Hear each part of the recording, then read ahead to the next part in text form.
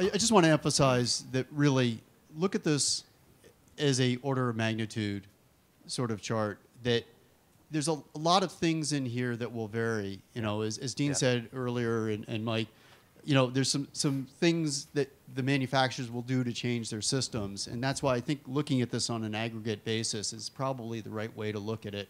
That plant is a plant in Santa Clara, code minimum chillers, using all of the baseline information modeling from standard 90.1. It represents one chiller curve, and it's got, I think, 2 chillers and 2 cooling towers.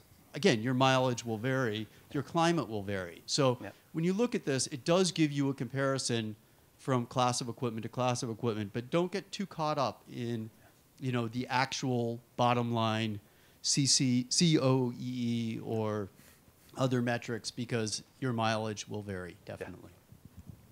Oh, and also the server fans vary greatly. And there's a wonderful paper up. If you haven't seen it, you can Google it. But David Moss from Dell and John Bean from APC did some chamber studies on servers with 1-speed fans, 2-speed fans, and variable speed fans. And all of the controls on those servers are changing all the time, the way that they're controlled. Yeah, that's a very good point. The server manufacturers, HP and so forth, they're changing their server fan control algorithms as we speak, and they're getting more sophisticated. Yeah, question? Yeah, Mike, you mentioned that there were possibilities of containment in that space. So were the IRCs tested with the containment or without the containment? Which one? The in-row coolers. The in-row coolers were tested with containment. With hot aisle containment. We actually tested in-row coolers with hot aisle and cold aisle. Yeah, correct. There's a cold aisle containment using the Liebert systems. Okay. And then we also did a hot aisle containment with, I think, all the other systems. The in-row coolers for the 8-rack tests were done with hot aisle containment. Yeah. And were any differences noticed between hot aisle and cold aisle for those solutions? I didn't really analyze it that way. We probably have to go back and look at the data for those points. We could potentially, you can contact me later and we'll see if I can dig up the data for that. But I wasn't really looking for that. That's a good question. Thanks. Yeah. Question right there. Another question? Henry, thanks again for doing the study. Yeah. First question is, did you remove the fans or did you turn the fans off? No, for the cluster, I'm sorry, I didn't detail the clustered system design very well. That design has in this particular case, Phil, correct me if I'm wrong, but they took a standard chassis, the Sun server that we were using, and removed the fans completely out of the server chassis. Yeah. I was wondering, part of your study would help customers identify whether it's more efficient to turn it off by software or actually remove, because you get better airflow if you actually remove it. Yeah, I mean, that's a good question. You know, if people want to turn fans completely off and try some other type of air movers as necessary to get the cooling they want, but I haven't studied that. Yeah. And second is, did you record the delta T of the air? Oh yeah, I'm sure. Yeah, we have it. Delta T of the air across the servers with the fans, or the Delta T, or both, or both. With both. Yeah, we were measuring the Delta T from server inlet, and I think it was like in a full rack. I think we had 24 sensors down the front, and we had 24 sensors down the back, or it might even have been more than that. 15 sensors in the front and the back on every rack on every test. And you were also capturing the temperature sensors in the servers, right? Yeah. As well. We captured some information on CPU temperatures in the server as reported by the server. Yep. So my question goes, and maybe I shall have to dig into details, but whether you thought that a smaller delta T of the temperature was more efficient or a larger delta T was more efficient? This is one of my pet peeve questions. So, let him up. Here you go. I come from a background of mechanical server design, so I'm sensitive to this kind of stuff. But maybe oversensitive actually. But I don't work for them anymore. So the way that we wanted to run the test is a given server air inlet temperature. Okay, give the server as much air as it wants, which means, let's say, the difference in pressure between the rear of the server and the front of the server, we call it zero static, that it's approximately zero static. That's what the server was designed to do. That's what it wants to do. That's the fair way to test it. So I don't believe in choking the server or telling the server how much delta T it wants to have or doesn't want to have. We give it the amount of air that it wants. The delta T, the temperature comes out the rear of the server, whatever the temperature comes out. That's it. That's their problem. I mean, not their problem, but that's their design. So newer server designs are, the delta T's are going up because of the much better fan control algorithms, heat sink designs, and so on and so forth. As server manufacturers begin to reduce the fan power in these boxes and have better airflow management, the temperature comes out the back of the server hotter. So does that answer your question? Okay. Not directly, but you know. So I did want to mention one thing. You know, Data Center Pulse is a group of end users. It's all people that actually run these data centers. And we've been championing this effort now for a couple of years. All of the content about the different people that participated, we just posted all those videos up on YouTube. There might be a company that has YouTube. And so you can go back and see those. So the cluster systems config, Phil goes into the pieces of that.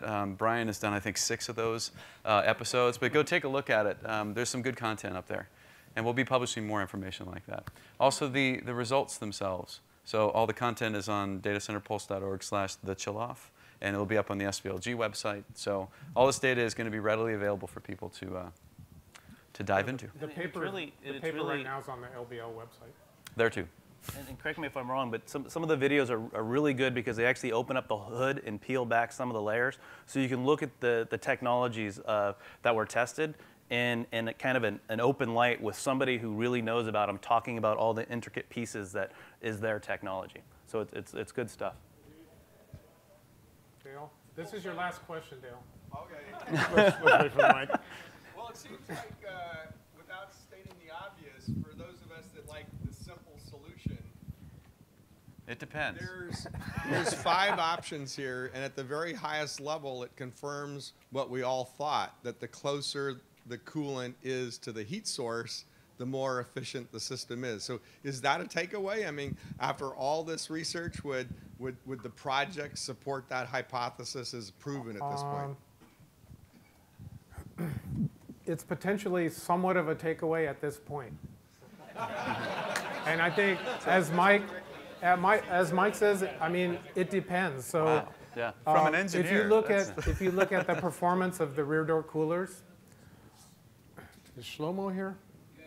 Yeah. Hey, Shlomo. So, as So you won't say it now. Shlomo paid me $10.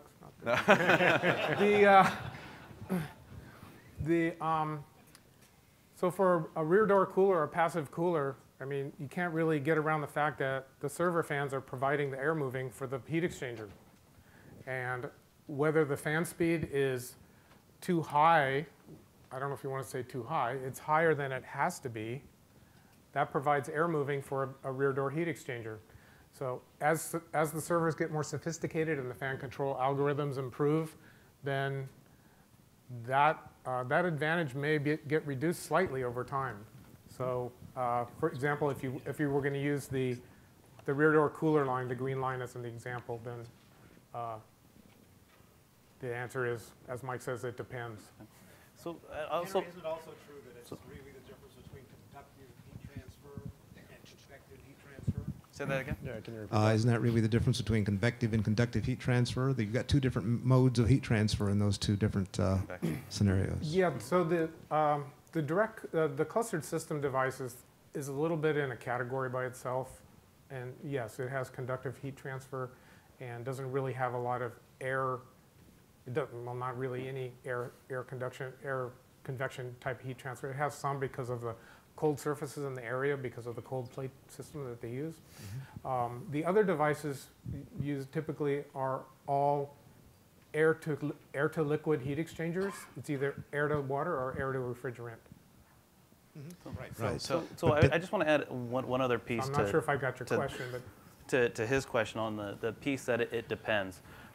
Because it really depends on the holistic picture of your data center. I mean, we've been sitting here today watching presentations from other folks that have said, you know what, hey, we turned the data center into an air handler, or we've separated things out even further out, and we're getting good numbers. So it really depends on what you're building, how you're building, what components you can pull out of the system, how you're managing the air in the data center.